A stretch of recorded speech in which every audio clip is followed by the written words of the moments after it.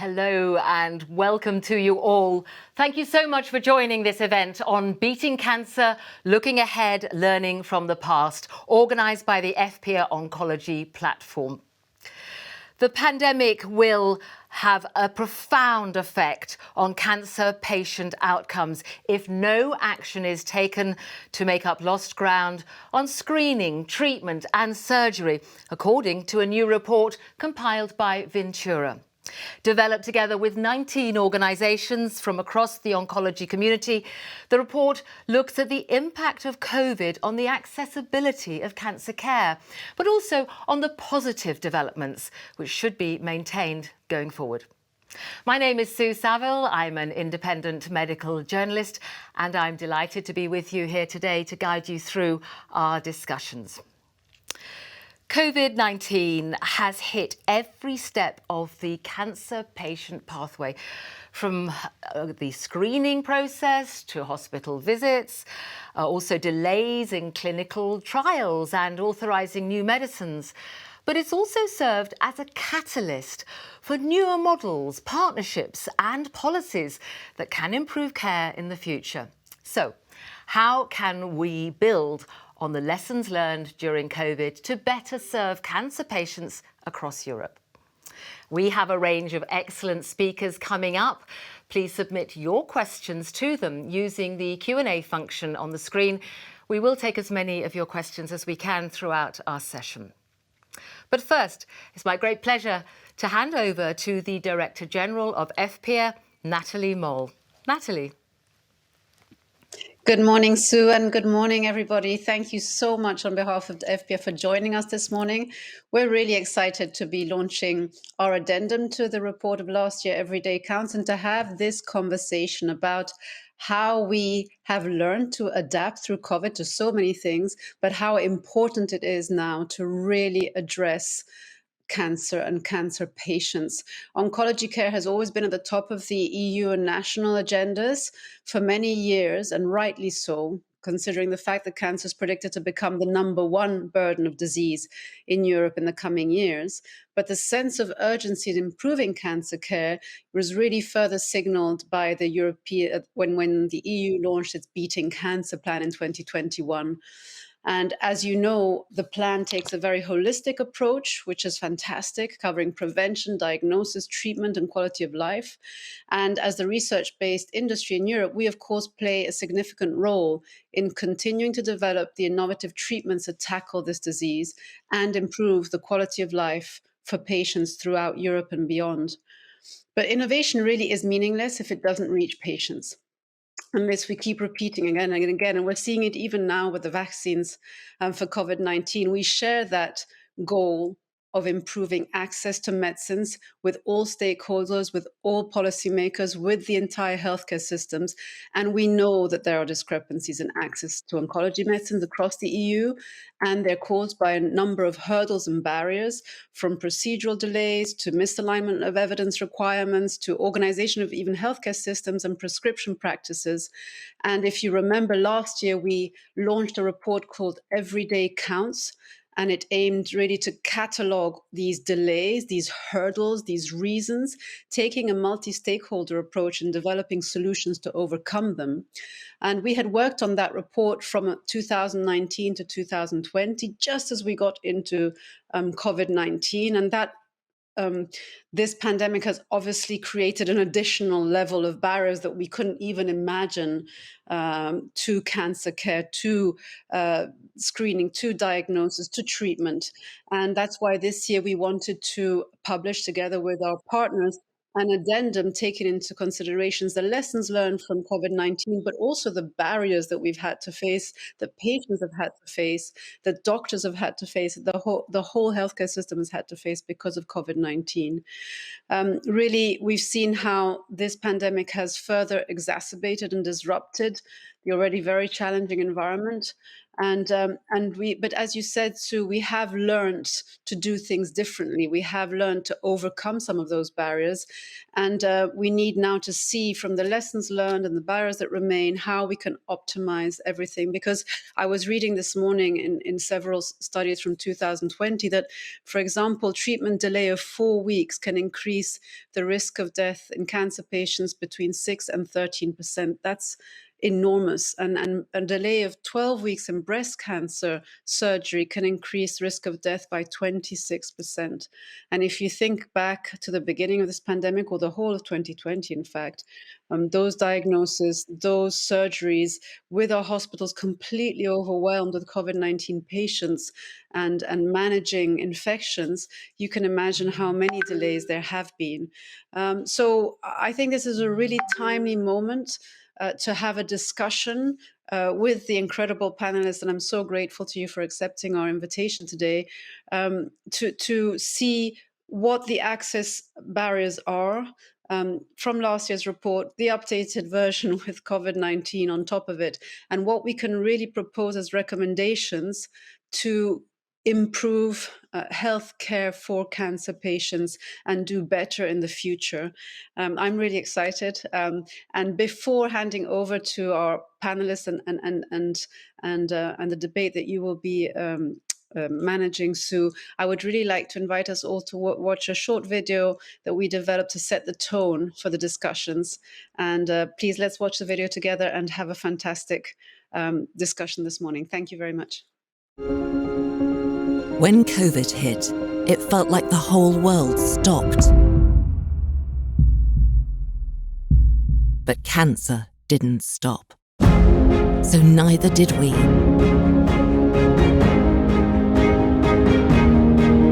Researchers carried on developing new therapies. Healthcare professionals worked around the clock to provide the best care.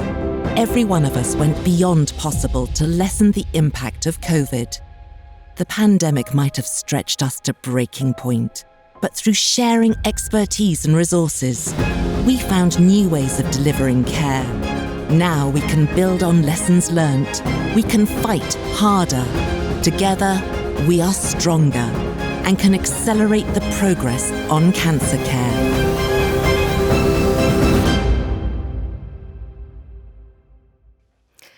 Well, thank you, Natalie, for that introduction. And I think you might be able to stay with us to listen to our great speakers to hear how they address some of those concerns that you raised there. Because, of course, despite the challenges that you talked about there have been some positive features out of Europe's response to the pandemic.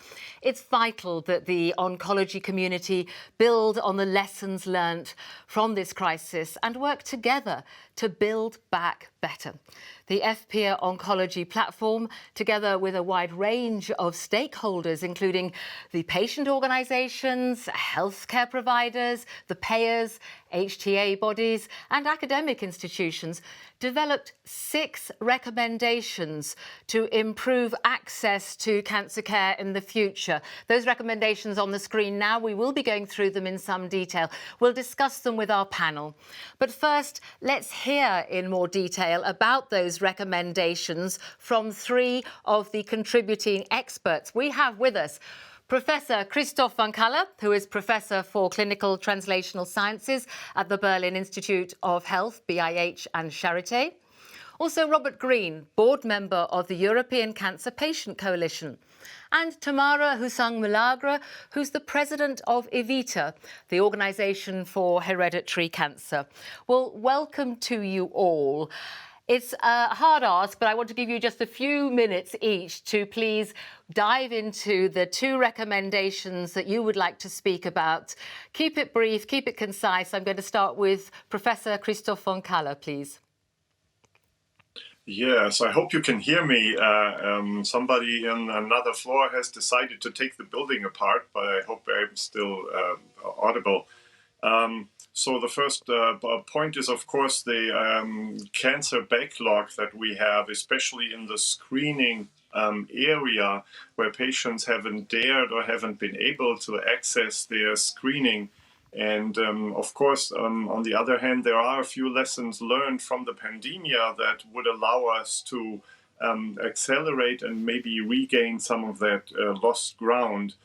We have learned about infrastructure that we can create to cover a great number of people, like drive-in centers, public-private partnerships, the use of telemedicine practices for certain areas of screening, for example, in dermatology. In treatment, of course, there have to be even more concise efforts with regards to task forces to get an overview of the backlog and create strategies to avoid them. Also, use organizational practices that we have learned in the pandemia to reduce the stress load on the hospitals and staff involved with regards to optimizing treatment scheduling and the collaboration within the regional networks to basically put in full force the support of the medical system that we can muster. Thank you very much then, Christoph. You kept it brief, but there's a lot packed in there. Thank you very much. So, Robert Green, your 2 recommendations, please. Yes, thank you and welcome everyone. The 2 recommendations, one is concerning agility of research and development and the marketing authorization processes. The second is the intensified European collaboration.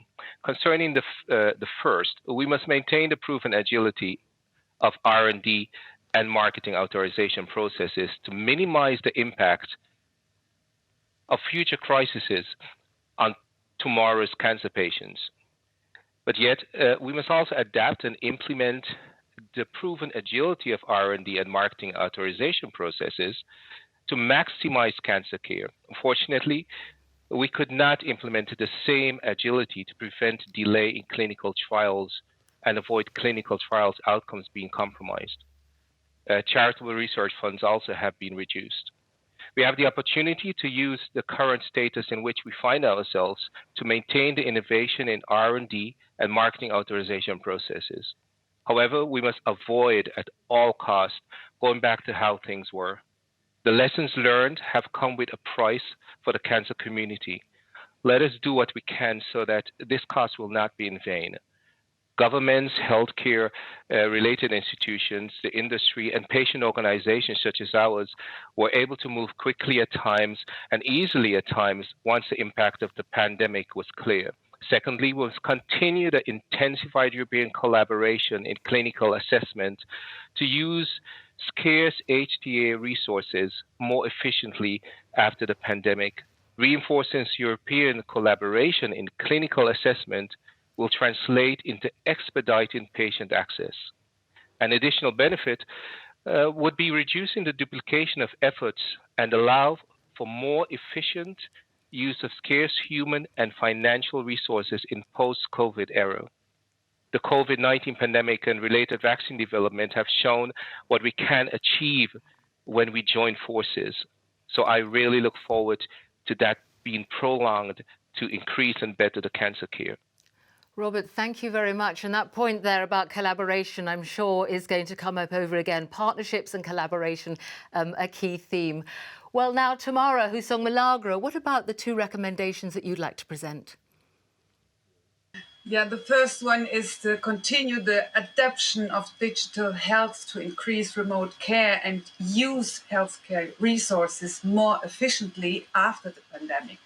I mean, we in Portugal are right now in the 4th wave. So unfortunately, these digital health tools that experienced a huge upgrade during the pandemic that is still going on, they should be continued to use in the future also. They accelerate really drastically diagnostic and also treatments. Digital health and remote care have an enormous potential for increasing patient satisfaction and allocating hospital resources in a more efficient way. Cancer drug prescriptions can be made online. Some medical treatments, especially oral and subcutaneous treatments, can be delivered to community pharmacies or patients' homes and can even be administered at home. Blood testing can be performed at home or closer to the home. Some follow-ups can also be transferred away from the traditional hospital setting. Patient organizations play a crucial role in this digital healthcare landscape.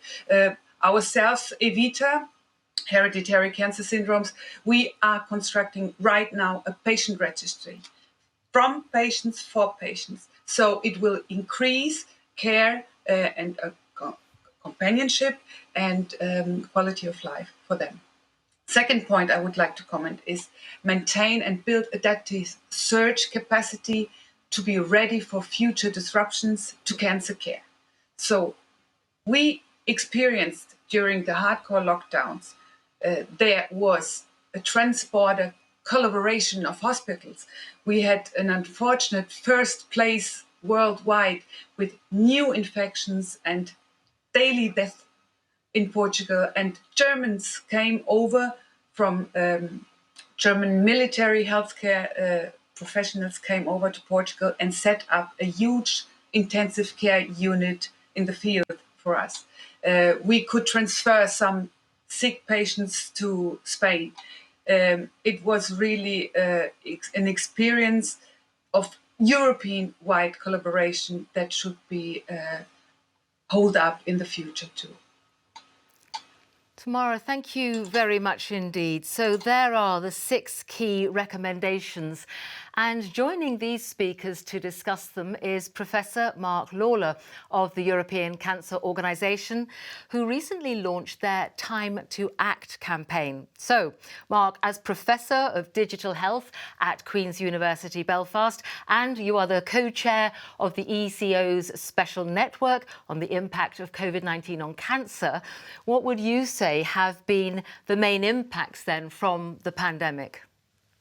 Sue, thank you very much. We're at a critical inflection point in relation to cancer care and cancer patients in Europe. And one of the things we really realised from an earlier stage was the need for data intelligence, not only to highlight the problems that we have in relation to what COVID has done in the context of cancer services, but also how we can use that data to mitigate and to build back better and smarter, as we've talked about already today. And as part of that, what we did was we developed what we called a Time to Act campaign. And this was a combination of looking at data intelligence from across Europe, but then also some very key messages in order to address the backlog, in order to address all the issues that have come up in relation to cancer in the context of COVID. And so some of the data is quite startling that we launched this back in May with the EU Commissioner Stella Kyriakides. And so 100 million cancer screenings have been missed. 1 million cancer diagnoses may have been missed. So that means there may be 1 million people walking around in Europe at the moment with a cancer diagnosis that they don't know about. The delays in relation to treatment, but particularly in surgery and chemotherapy, 1 in 5 people probably still being delayed in relation to their treatment. And also the impact on citizens themselves. Citizens have been worried about going to hospitals. Cancer patients have been worried about having appointments. Is it safe to go to the hospitals? So this is why we launched this campaign, this Time to Act campaign, to reassure citizens and cancer patients cancer services are safe. So please, if you have symptoms, potential symptoms of cancer, please go to your GP. If you're a cancer patient, please take up your cancer appointment. And we also felt that it was really important for the health service. One of the things we found was that actually 3 out of 10 health professionals in cancer actually have anxieties. 3 out of 10 also have clinical depression. So that's because there's been a huge burden on the health services and health professionals. So we need to support them. And that's one of the messages that we're getting across in the community through the Time to Act campaign. But critically, and I'm going to be very blunt about this message needs to go out to governments, to the Commission, to the Parliament. The time to act is now. If we don't act, the cancer epidemic is going to come upon us before we know it. These data are really critical in informing both what the problem is, but also in mitigating the solutions. And so I would just emphasize, don't let COVID stop us from tackling cancer. We really need to move forward together. One of the things that's been in relation to this effort has been the collaboration. So patient groups, healthcare professionals, academics, industry, all working together. It's only if we work together that we can get through this challenge that we face, a challenge that we've never faced in such detail before. We need to build back better. We need to build back smarter. Every day counts. Time to act now. Mark, thank you very much. That was so clear. And my goodness, your statistics, 1 million people in Europe perhaps walking around with cancer and they don't even know it. Thank you for that. And again, that great emphasis on collaboration, how important that is. So you all agree it's time to act, and urgently. So what then are the concrete practical steps that EU policymakers should be taking right now? I mean, building back better is what you're all saying you want, everybody wants, but where to start? What are the priorities to achieve the recommendations that you've set out there? Could you just outline then, very specifically, please, what are those first actions that need to be taken? Professor Christoph von Kaller, what first step then would you say is needed to clear that cancer backlog? We talked about innovative practices, safeguarding budgets. What needs to be done now? Well, there's a number of things. First of all, if we want to talk about budget as a whole, we must say that safeguarding the budget is actually not enough. Across Europe, we are spending around 6.5% of our health expenditures against cancer, so roughly 1/15 against a problem that affects half of us and kills 1/4 of us. And it's clearly obvious that that is not eventually going to be enough. I also don't think there is really a scarcity of funds after the pandemic, because many of the governments have decided to actually increase their budget. There are lending practices to get the economy working again and so forth. So in fact, the means that we have would be completely sufficient to actually build the necessary momentum to get things accomplished. And then, of course, what needs to be done, as you're pointing out, is both in the area of screening and prevention, which is the most important, if you wish, in the long run, but also for treating the patients that we do have to clear the backlogs and make available those resources in order to address these questions. Thank you very much. And turning then to Robert Green, which one key step would you say EU policymakers should now incorporate so that they can take on the lessons learned from COVID and keep the progress on cancer care? So, as Mark just mentioned, the time to act is now. What I've been thinking about is the fact that everything that we've done during this pandemic was based on one simple purpose, and that is to save lives. What we need to realize is cancer care is about saving lives. Our entire community is impacted by cancer. So I just want to iterate on what Mark said. The time to act is now. So where do we go from here? We continue doing what we've been doing during this pandemic, all that has worked, and we implemented those successes into bettering cancer care. Thank you. And Tamara, again, just very specifically, what would you say are the key actions for policymakers to take note now? And you focused on the digital health and building surge capacity. So what needs to be done, Tamara? What needs to be done, we are doing, as I told you, we are constructing right now this patient registry. We need data, we need digital transformation that will accelerate care for patients. And as Christoph von Kaller said, I agree completely. Prevention has the most benefit on long term. If we do not prevent cancer, we will generate more and more really severe cancer patients, and that cannot happen. And hereditary cancer is the socio-economical most expensive cancer of all of them, because it hits at early age. And so we try to improve the identification of gene carriers with our registry, because we can do genetic counseling on our platform. We can also do counseling for psychological issues that raised a lot in the last month, as we all know. So those kind of initiatives should be really supported financially also by the policymakers. Thank you. So your point there about the registry is very important, and echoing what was said earlier, and indeed Natalie led in on the importance of the data, of having electronic records so that this can all be joined up. Some key things there. Professor Mark Lawler, I'd like to come to you now. It's time to act, as your organisation is saying. So what would you say that EU institutions need to do first? Sue, thank you very much. What's critical is we need to address the backlog. Our data now shows us that getting back to normal of where we were before is just not good enough. Frankly, it's not good enough. We need to be probably working at 130% of capacity. In order to work at 130% of capacity, you can't do that with the capacity you have at the moment. And so, I'm really fed up with hearing from politicians saying, "Oh yeah, let's do it with what we already have." That's not practical. That's not doable. So we need to resource it. And the important thing is, if we resource now and actually address that backlog, that will mean that we will actually diagnose cancers earlier. When we diagnose cancer earlier, that actually also has a health economic benefit.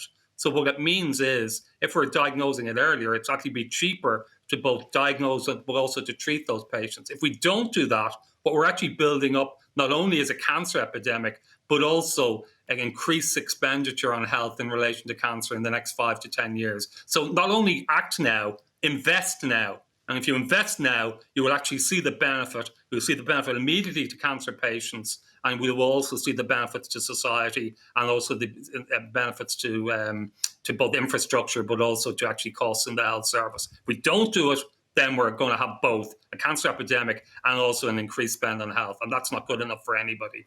And so, really making this call out to governments, we can't just do it. Our health service have done Herculean efforts to actually address the COVID pandemic. They're exhausted.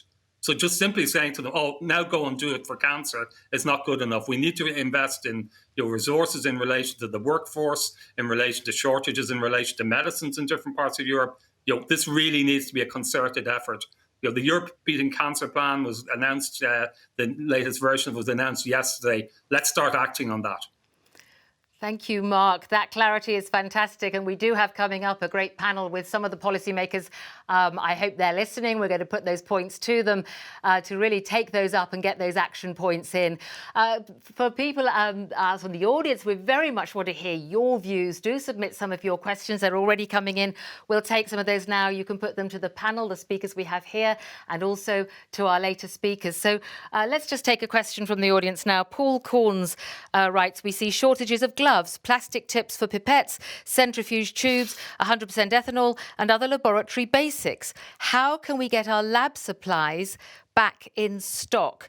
Who's that one for? Perhaps Professor Christoph von Kaller? Getting the lab supplies back.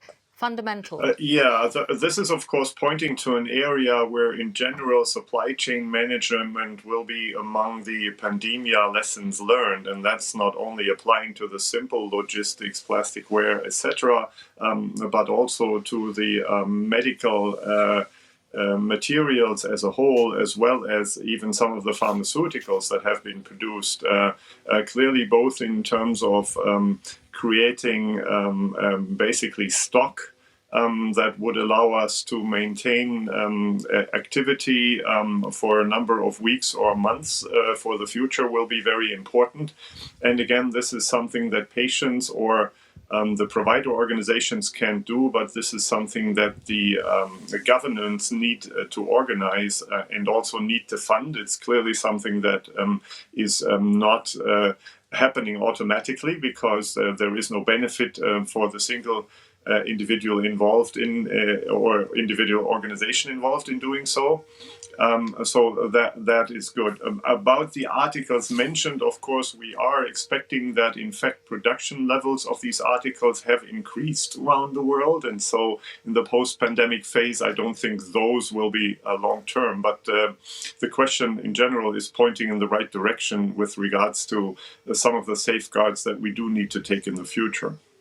Thank you very much. And another question coming in, I think this one is for Robert Green, saying the ECPC, the European Cancer Patient Coalition, have an important job of ensuring that patients' voices are heard in the fight against cancer. So what would you like to see change for patients, Robert? Well, Sue, and thanks for that question. We speak about collaboration. We've seen how the effect and the positive impact that collaboration between governments has had and is still having on keeping the pandemic as much as possible under control and saving lives. I've been advocating for some time now that collaboration between patient organizations is essential. We cannot continue living in silos. We need to collaborate across the board. There's no need to be focusing on one specific cancer because it's all about improving and bettering cancer patients' lives, the lives of all of our citizens. So what can we do as an organization? We need to step out of our silos and take steps towards reaching out to other organizations as well. We cannot use the same excuse that we've been using in the past. We need to collaborate. It's a must. Thank you. Other questions coming in, and do keep those questions coming. Tamara, you've talked about your next steps in terms of those registries. What about trying to coordinate that across Europe? What about the value of the European health data space here? Yeah, in fact, that is a great question. And that is also what we are aiming to do, to make the registry interoperable and to scale it up European or maybe international wide. We already presented the registry to European Reference Network Gentouris, and we plan to connect it to the clinical registry. Just a technological question, but the experts love the idea of the patient registry we are doing. Thank you. More questions coming in. I think this is for Christoph. So many deaths from cancer are actually avoidable. The proportions that we hear are quite significant. So what would it take for society to decide that no avoidable cancer deaths are acceptable, a sort of vision zero policy? And what would it take even to get there? Yeah, that's actually, I think, a great discussion. If you look around what society has done in the past century almost to deal with vital threats to survival, which are usually accidents or unforeseen circumstances in the workplace, in traffic, in aviation, then there has been a thought process earlier that we still have in medicine today, where individual disease and death is an individual fate that cannot be avoided. And in these situations, like the workplace, like aviation, like traffic, as a society, we have taken about a half a century ago, more than 50 years ago, a decision at the very latest in the 60s and 70s, when these numbers kept creeping up on us, that we find avoidable death unacceptable for living together. So we do not accept that people get killed in traffic. We do not accept planes crashing. We do not accept people getting killed when they work to provide for their family. In medicine, we still say that, she has been older, he has been smoking, this was unfortunate, it runs in their family. We basically move the responsibility for what is happening to the individual, and we're not acting as a community. So the idea is that these areas in traffic, in accident avoidance and safety have done this not by unique inventions. They haven't invented one genial thing that solved the whole problem, but they have adopted a policy of a vision zero, meaning that every process at every moment in every direction is aiming towards bringing down the number of avoidable deaths to zero. So we're investing thousands into every car, even though most cars will never ever be in an accident. We are investing millions into literally every intersection.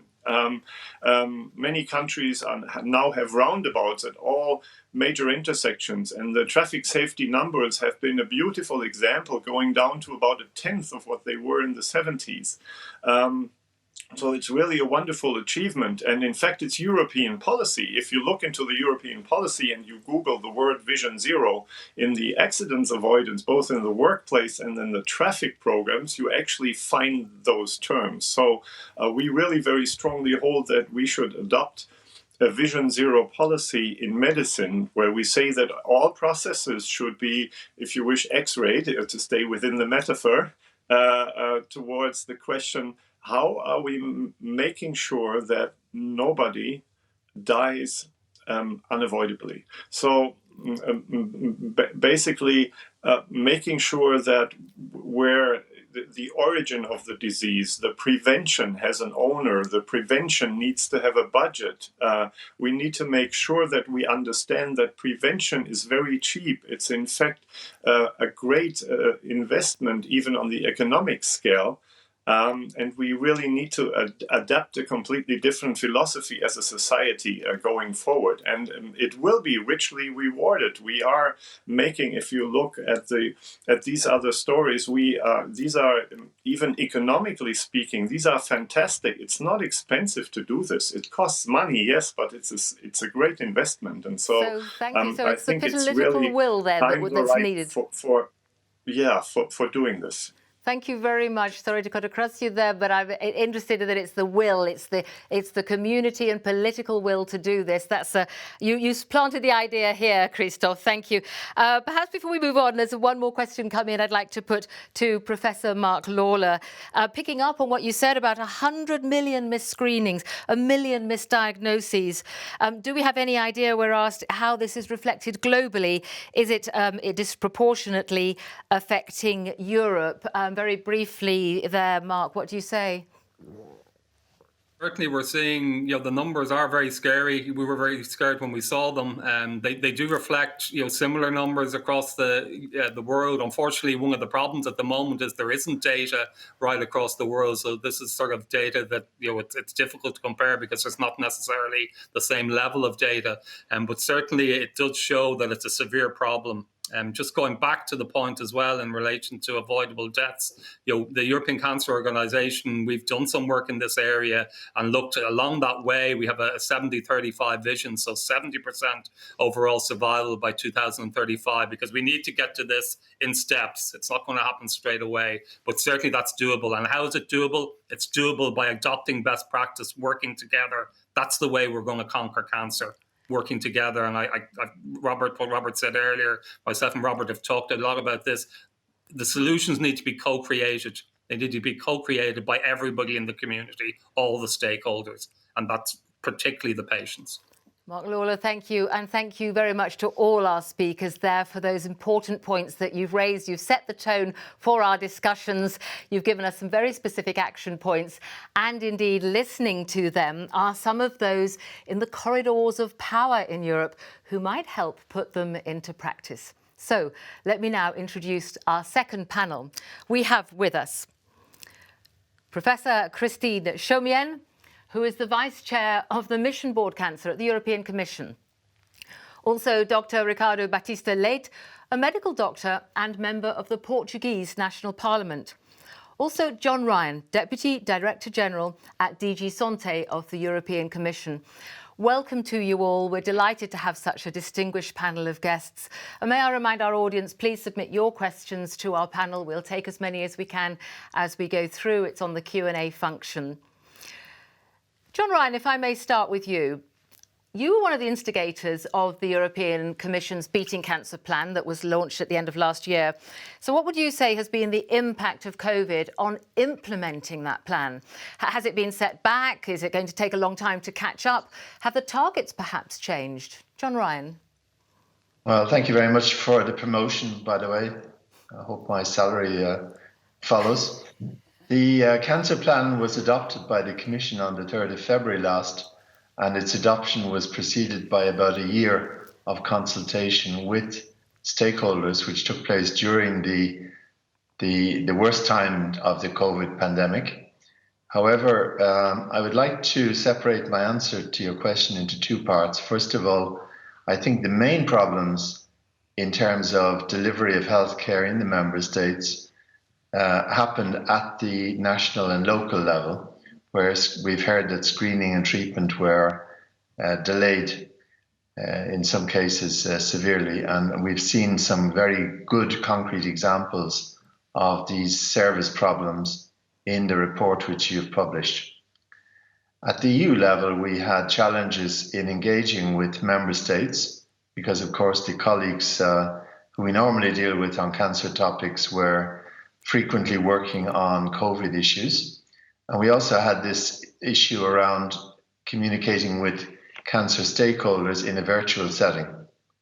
So following the adoption of the cancer plan in February, we have set up three structures to help us with the implementation. First of all, involving all of the Commission departments and agencies involved in the cancer plan, in designing initiatives which are included in the cancer plan. Secondly, a member state group, which we have met with now on 3 occasions, bringing together all of the member states and involving the research, people responsible for research into cancer. So public health and research together in the same group. And thirdly, we have set up a stakeholder forum, bringing together hundreds of stakeholder groups who will be helping us to implement the plan. We will finalise very soon and publish a roadmap setting out the individual actions in the cancer plan, the intended deadline for implementation, and the responsible department who will be taking this work forward. And this will help, I think, people online to be able to track the individual items. Let me say that COVID has done its worst, but it has not stopped us adopting this plan on time. And we're still on schedule with the implementation. We have not changed the implementation timelines or the targets. Thank you. Thank you, John Ryan. And Professor Christine Chomienne, we heard earlier about the 6 key recommendations in the Ventura report on the impact of COVID on cancer care. So how do those recommendations resonate with the Mission Cancer Board that you represent, especially concerning your stated aim that by 2030, more than 3 million lives saved, living longer and better? Ambitious. Yes, but they resonate very well because to reach this goal, we had identified 5 intervention areas where actions really needed to be urgently taken. We identified also 13 recommendations to reach this goal. And the word urgency was really something that came back from the consultancy, not only of the board members, but also of the patient organizations and stakeholders. And so, unfortunately, yes, what the recommendations and the figures that we have heard this morning early on are only confirming what we brought out as really important measures to correct.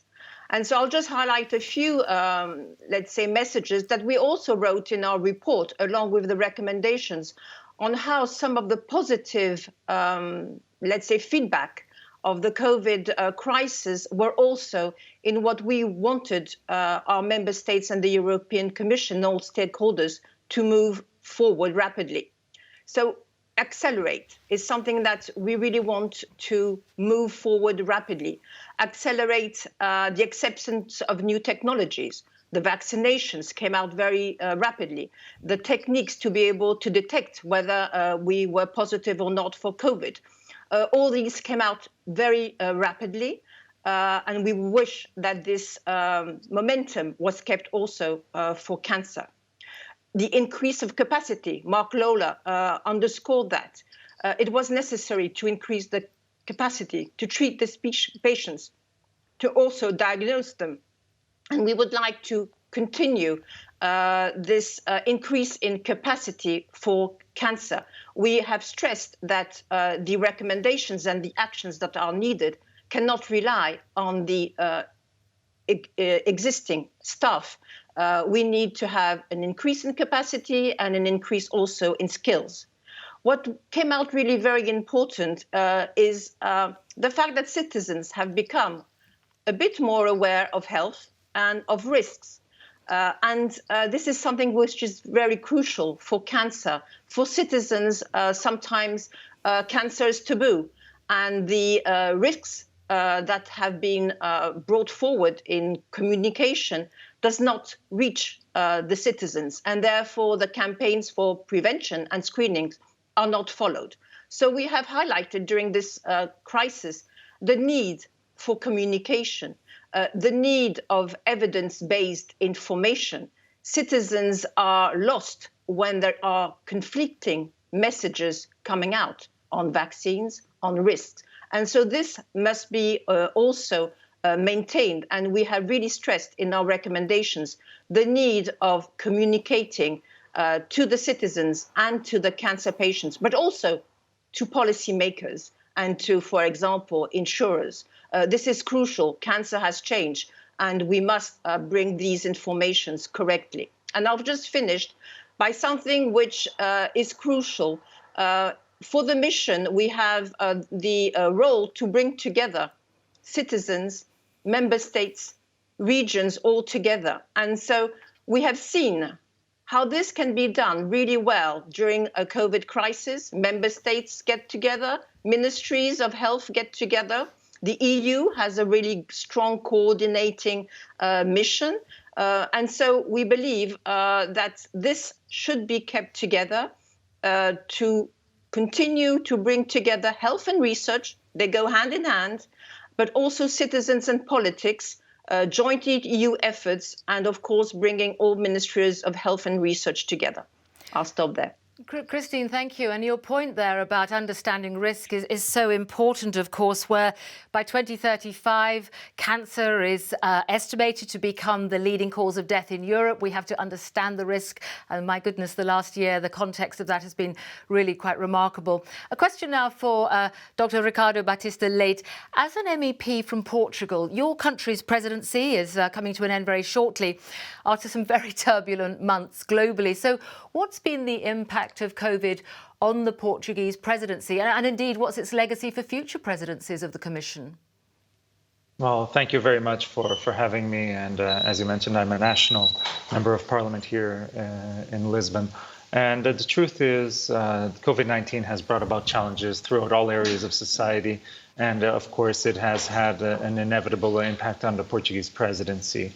In the field of healthcare, we saw during this presidency, as we did in the previous one, that it is possible for member states to achieve agreements and to promote the most important assets for all countries, which are their citizens. The Portuguese presidency had 5 main goals throughout this period: the economic recovery, the strategic autonomy of the European Union, green and digital transition, the implementation of the European pillars of social rights, and the EU's role in the world.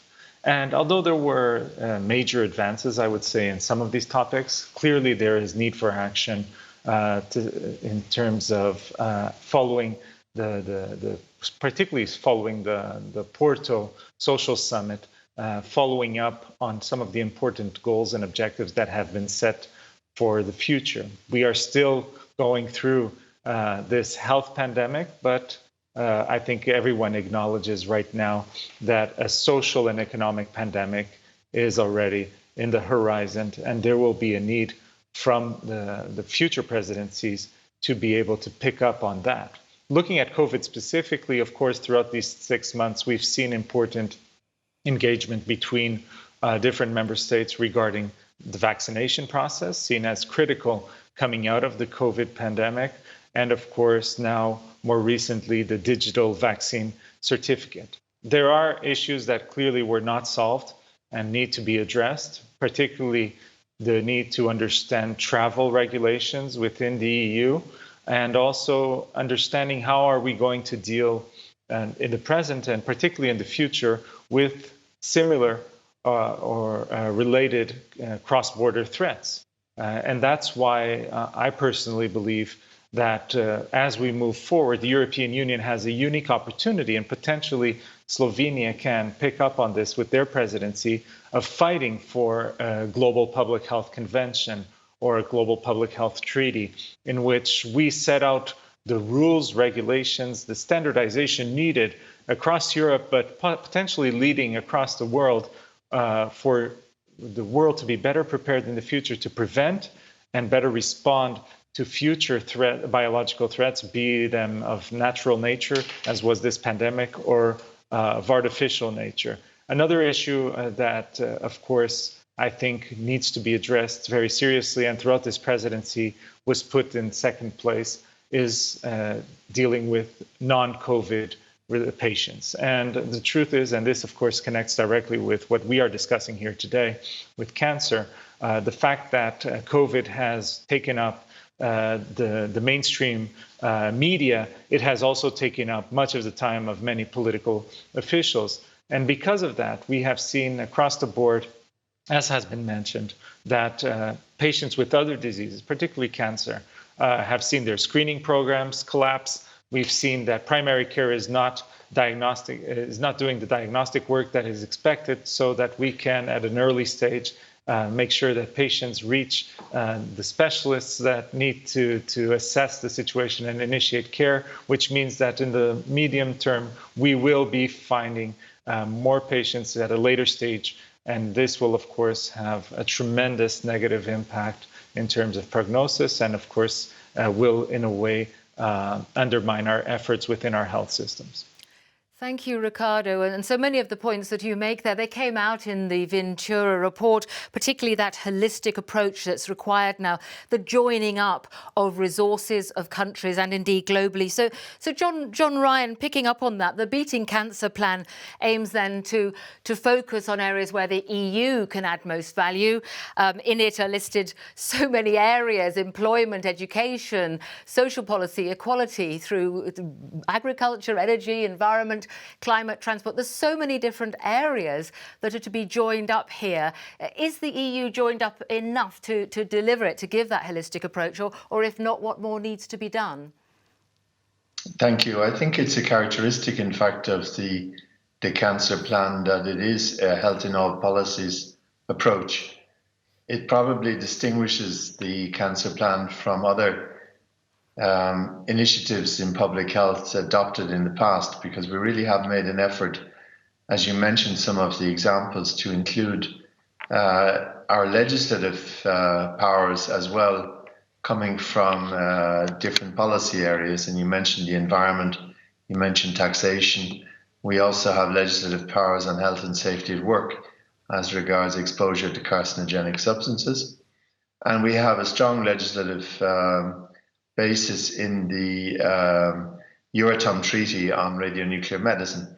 So I think one of the innovative aspects of our approach this time was not to strictly limit ourselves to public health type initiatives, where you know that under the existing treaty we have limited powers, but also to mobilize the legislative tools which we have in the European Treaty to help with this combat against cancer. And in order to follow up on this, we have, as I mentioned earlier, set up a contact group with the other Commission services and departments in order to make sure that they're fully involved in following up on the promises that were made in the cancer plan. Of course, some of these are subject to the legislative process. So what the Commission can do is to ensure that legislative proposals are put on the table according to the planned timeline. And then it's for the European Council and the Parliament, of course, to discuss and then to eventually adopt those initiatives. On top of that, of course, we have the advantage of having the multi-annual financial framework, which was adopted more or less at the same time, and which contains substantial resources which have been made available also for the fight against cancer. And maybe I can say something about those resources later on. Thank you. Thank you. And I'm wondering, Christine, Chomienne, what you make of John Ryan's overview there. I mean, one of the Mission Board Cancer's key demands that you work with is equitable access to services across Europe. So to what extent would you say, Christine, that access is not equitable at the moment, and how could that best be addressed? Yes, that's really unfortunate. They're the results of multiple factors, geography, socioeconomic disparities. There are people who are socially or economically vulnerable, whether in families. There are those who are living in remote areas. There are differences between Western and Eastern European member states. So it's really something which is at the local, regional level, but it's also when it's seen at the European level, also between member states. So it's true that these lies on multiple parameters. There's inequities in access to cancer knowledge. We've just talked about that. Cancer prevention, early diagnosis, treatment, and care. And so for the Cancer Mission, and I'll keep repeating it, we have to answer the needs of all citizens. And that means that all EU citizen is important, and we must really, in all the recommendations and actions that we recommend, they also have to be implemented in all member states and in all regions. So we have forwarded quite a few recommendations, but for us, all our actions have to be delivered at all member states and in all regions for all EU citizens. So we believe that, for example, I keep stressing the role of member states. We do need a strong commitment from the member states. We need to have the availability and the optimal use of research and clinical data, the strong promotion of research and in all establishments. And so we have forwarded the need that for all EU member states, there must be at least one comprehensive cancer infrastructure. We want to have an EU-wide acknowledgement of the urgency to, as I've said already before, make people aware that cancer has changed and we need to train and we need to educate citizens, but also the health professionals, but also the policymakers. Thank you. And picking up on that point then, turning to Ricardo, there, Christine was talking about the value of what member states can do, as well as the unity across the European Union. So with collaboration, what would you say as a national MEP that member states, their national health authorities could do to respond to the local, the national level cancer care issues? What can member states do, indeed, to implement the Beating Cancer Plan? Well, if we want to make sure that we are capable of responding adequately, we need to make sure that on one hand, our national health services have to be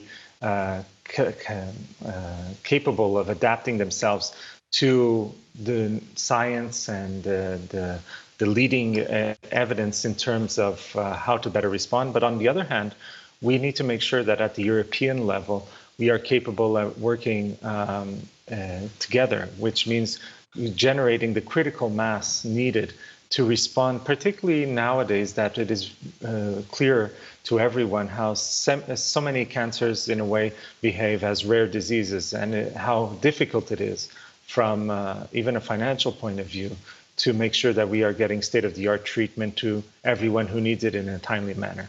And if we look at the Porto Declaration, for example, there is a commitment with strong objectives that can shift the situation regarding cancer patients and care. It is said that, and I believe that European-wide deployment of high-quality infrastructure has the potential to achieve 10-year cancer-specific survival for 75% of patients diagnosed in 2030 in EU member states with a well-developed healthcare system. We know that the predictions tell us that we will have an increase in the number of cancer patients, as we've heard. So we have to create the ground to make sure that we can treat them and give them the quality of life that each and every patient deserves, because we know that living needs to be more than surviving. And so quality of life needs to be incorporated within the discussion when we talk about the value that technology brings to the treatment of people living with cancer. And I think that this event is extremely important. When you create a moment to discuss cancer, and like the one we'd had with the Cancer Research Summit, this has to be an opportunity to agree on the changes that can modify the way we look at cancer.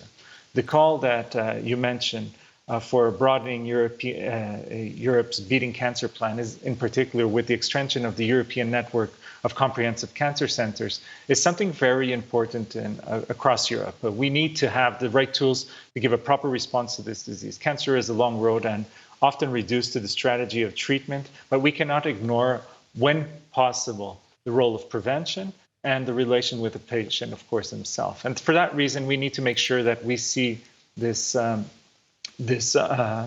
comprehensive cancer centers working as a statement saying that we don't give up.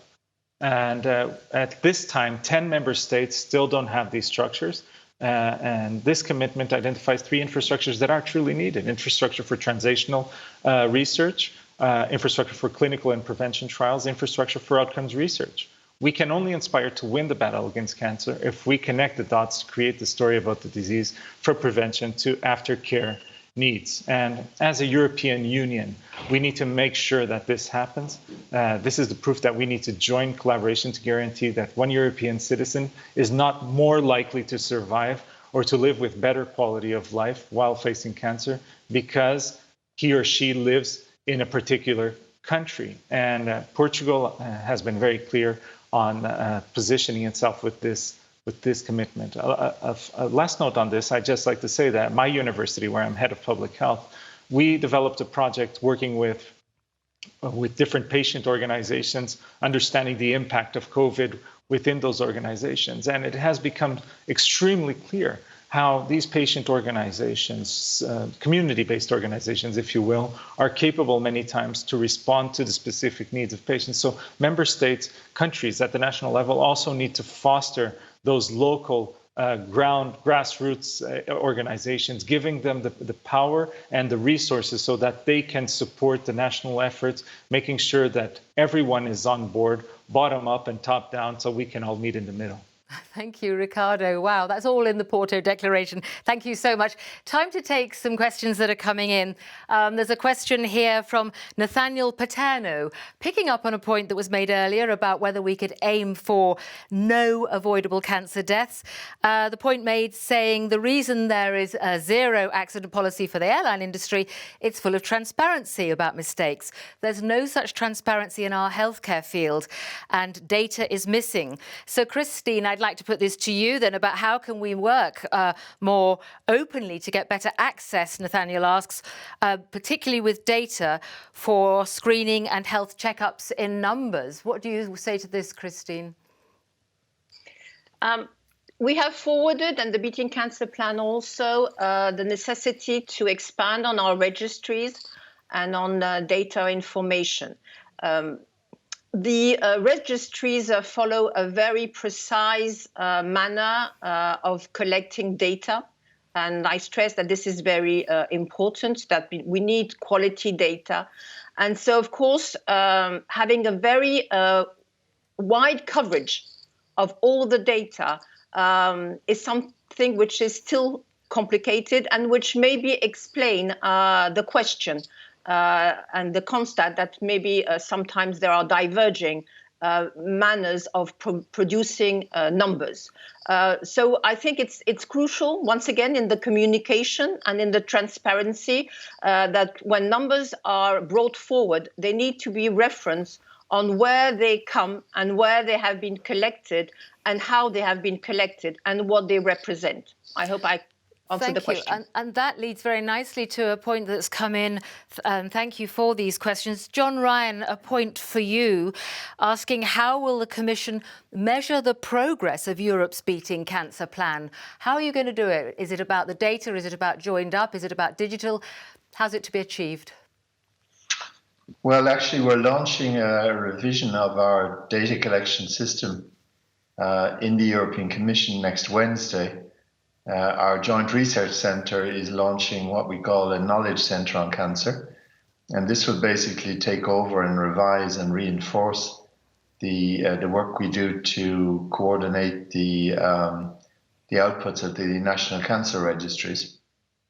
So we will be investing quite heavily in improving the quality and the quantity of data that's coming. There are also other tools which we hope to use in the course of the cancer plan, including those which come from the EU health data space. You know that we are making efforts to encourage EU member states to invest in IT tools which will speed up both the collection and analysis of health data.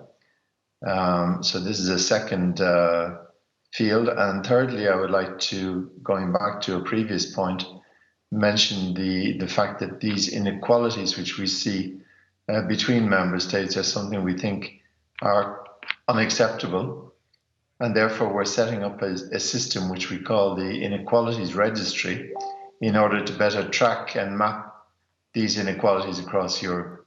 We think it's really important that we put the finger and identify where these gaps and where these inequalities exist.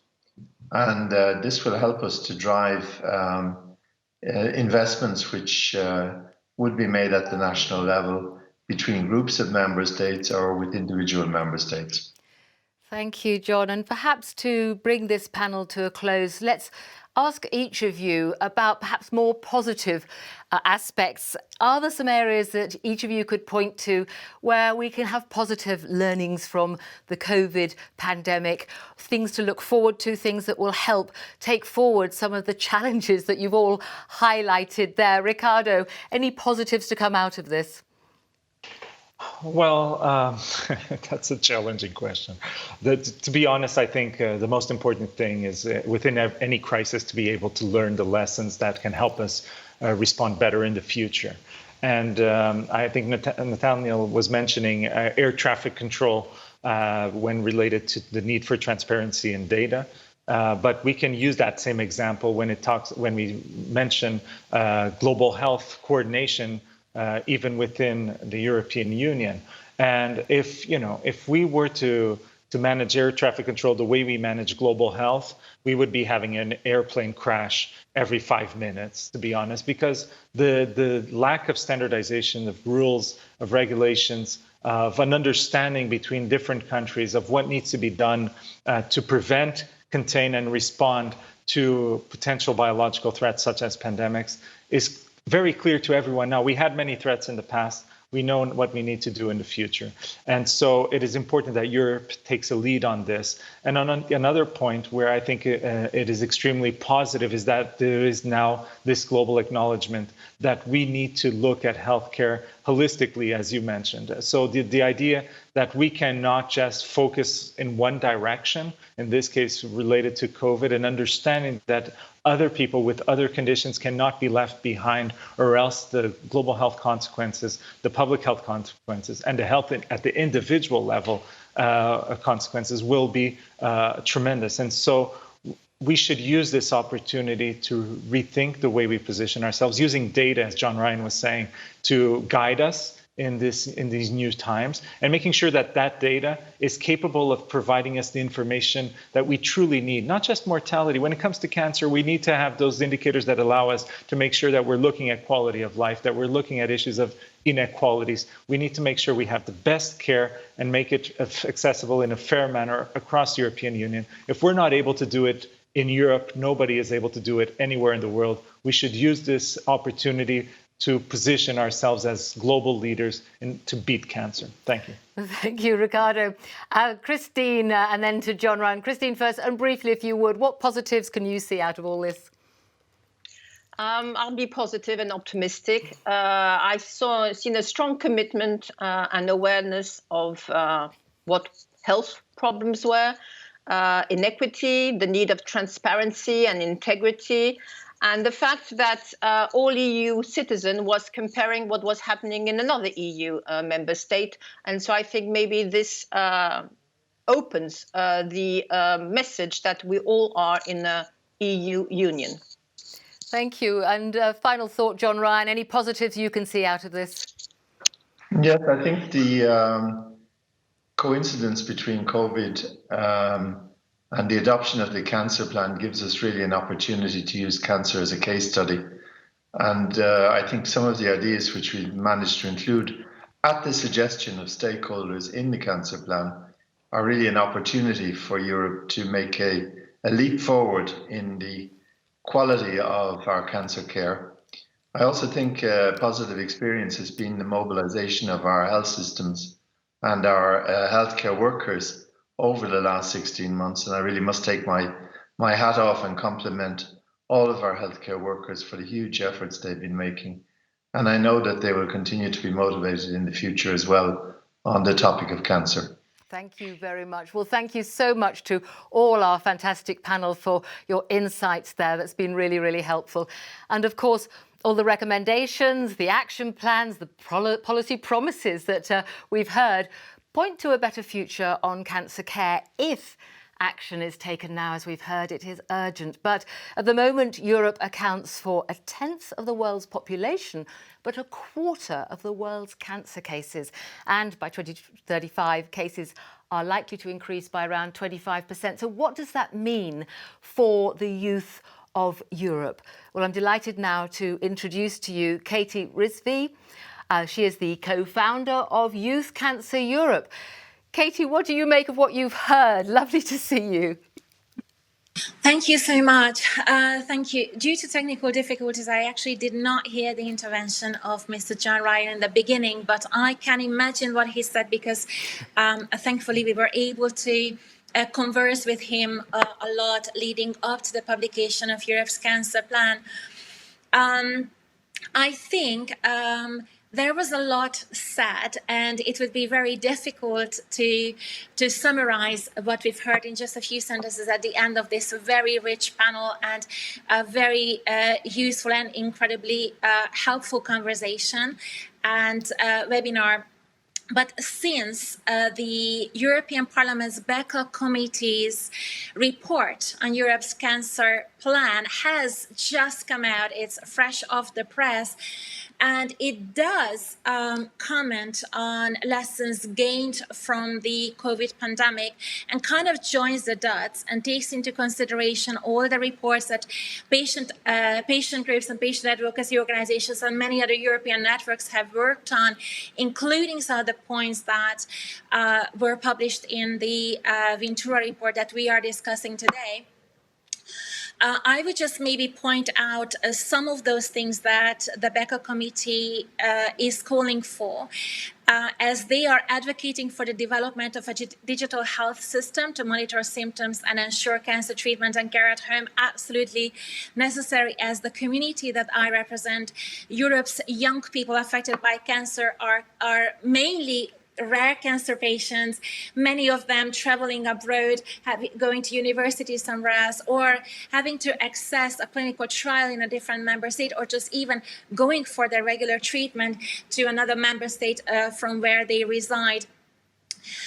This report also calls for permanent access to medical consultations and psychological services to be guaranteed through the use of telemedicine or in health threat-free environments in hospitals.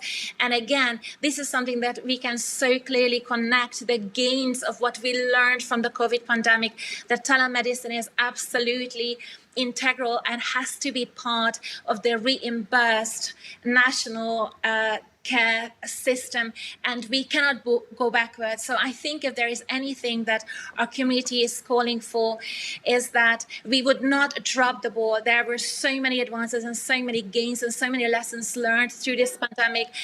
And we're just, and that has also been incorporated to Europe's Beating Cancer plan, and now re-emphasized or further specified in the backup committee's report.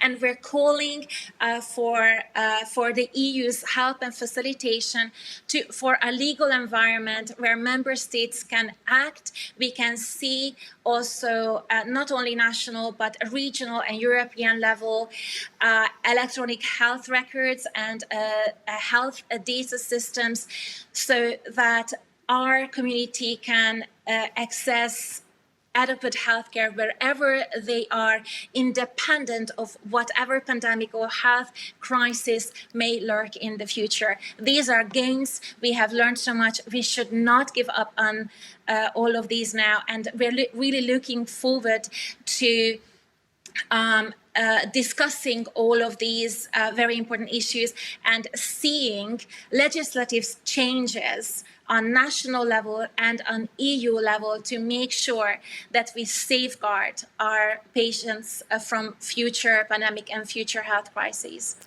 Katie Rizvi of Youth Cancer Europe, you have the ear of the regulators here, so your points are very well made. Thank you so much to Katie for those insights about what needs to be done and perhaps giving us a little bit of hope about the future progress of cancer care. So from all our speakers today, everyone, it seems, wants the best outcome for patients, wants to keep up that momentum, that word we heard a few times, on addressing the gaps and accelerating innovation across Europe. We've heard some excellent ideas on what could be done, so let's now see how swiftly those ideas could be put into practice. Well, thank you all so much to all the speakers who've joined us today. Thank you to you, the audience. Thank you to the organisers, the FPER Oncology Platform. And it's been my great pleasure to host your discussions today. Goodbye.